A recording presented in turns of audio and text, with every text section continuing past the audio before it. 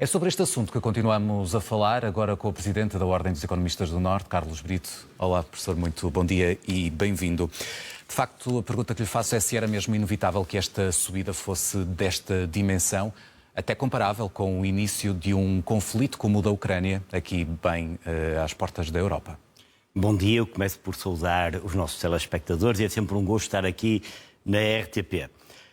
De facto, nós estamos numa crise complicada.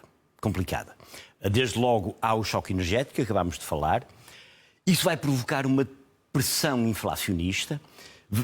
Já está a ocorrer disrupções nas cadeias globais de valor e cadeias de abastecimento e também já estamos a assistir a uma instabilidade nos mercados financeiros. Isso é só por causa dos bloqueios no Estreito de Hormuz?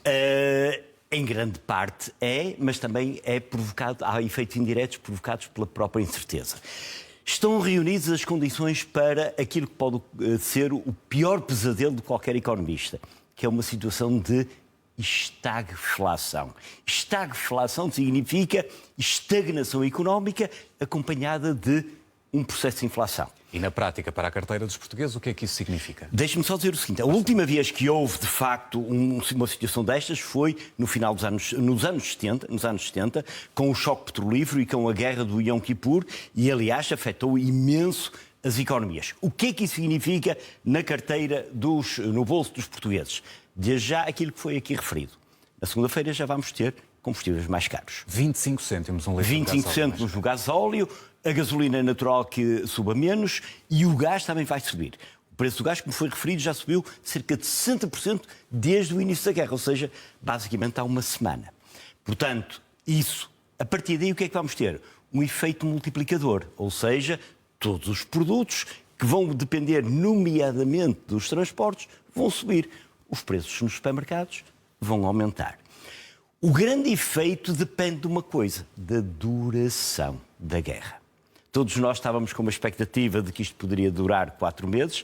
O André Matos, há bocado, já nos disse, 4 semanas, já nos disse, provavelmente não vão ser 4 semanas, vai ser muito mais. E se os efeitos se arrastarem no tempo, isso vai não só pesar no bolso dos portugueses, como na própria performance da economia. Porque é uma coisa, nós estamos com 2 meses do ano. Já tivemos a catástrofe das intempéries e agora estamos com esta. Ainda faltam 10 meses. Uma coisa eu posso garantir. As previsões que foram feitas para o crescimento económico, vamos esquecer.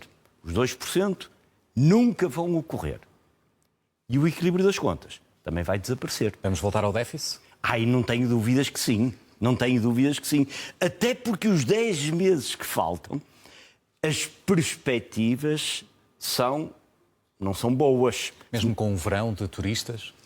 É engraçado estar a tocar no turismo porque o turismo que muitas vezes tem sido tão maltratado pode ser um aspecto benéfico. Porque o turismo e os serviços são menos intensivos em energia, o que significa que à partida vão ter um impacto menor provocado pelo aumento do preço dos combustíveis fósseis. Mas, por outro lado, nós também podemos beneficiar, isto pode parecer assim um bocadinho de mau gosto, mas beneficiar com uma deslocação do turismo, nomeadamente para esta parte da Europa. É verdade que o turismo pode ajudar. Também há outra coisa que vai ajudar, e apesar de tudo, ou se quiser, minimizar os impactos negativos, que é as energias renováveis. Portugal tem feito um esforço muito grande ao longo de muitos anos. Há muita gente a criticar, mas a verdade é que numa altura como esta, uma percentagem relativamente elevada de energias renováveis ajuda-nos. Também a diversificação de fontes de abastecimento nos ajuda. Portanto, há alguns efeitos que podem atenuar, no caso português, o impacto negativo que isto vai ter a nível global. Mas isso não tenho dúvidas. Mas já percebemos que o senhor também não tem dúvidas de que vamos regressar ao déficit. Ainda assim gostava de ouvir sobre 2 pontos. Em específico sobre a questão dos combustíveis e sobre o anúncio de o Governo, se de facto os combustíveis subissem, avançaria com um apoio em relação ao ISP.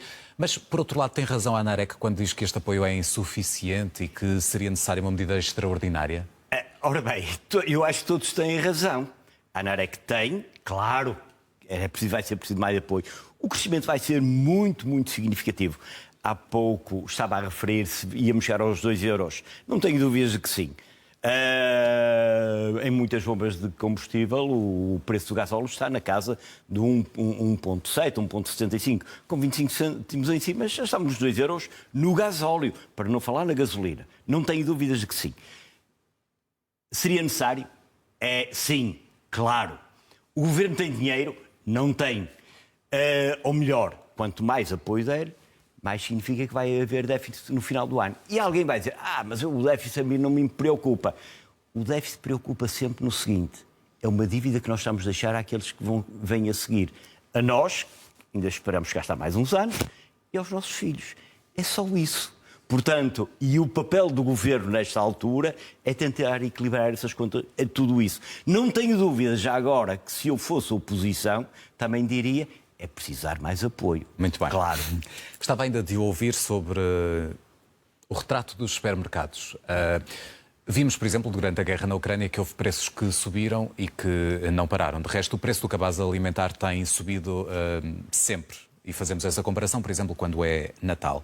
Há possibilidade de os preços agora dispararem, no que diz respeito aos supermercados, e voltarem ao que eram, ou já não descem mais?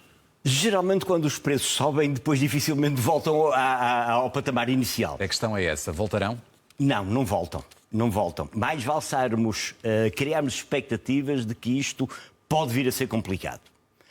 E depois, se for melhor, ficamos todos satisfeitos. Mas dificilmente voltarão. Até porque temos uma guerra na Europa, na Ucrânia, que já dura há 4 anos. Era impensável. E, portanto, a esta guerra estamos agora a somar uma outra guerra também com efeitos globais. Isto é a mesma coisa que eu ter uma pessoa doente, assim, já sofre do fígado, ainda não tratou do fígado e já está a aparecer um problema nos rins. E quem sabe depois não vai aparecer um problema no pâncreas. Ou seja, a economia mundial e em particular a europeia, por causa da guerra na Ucrânia, já não estava saudável e não se tinha curado. Estava ali com uma doença crónica. Agora vimos com um caso agudo que se pode transformar em doença crónica. Eu não tenho dúvidas de que isto vai fazer disparar a inflação. E fazendo disparar a inflação, o que é que significa? Outra coisa que ainda não foi aqui referida. As casas. Ora, o aumento da taxa de juros. O aumento da taxa de juros, o que significa que a prazo, não é na segunda-feira. Na segunda-feira são os combustíveis. Depois, na outra semana, já vai ser os supermercados. E mais 1 ou 2 ou 3 meses. Se isto durar, o preço, as prestações das casas vão aumentar. Para Carlos Brito.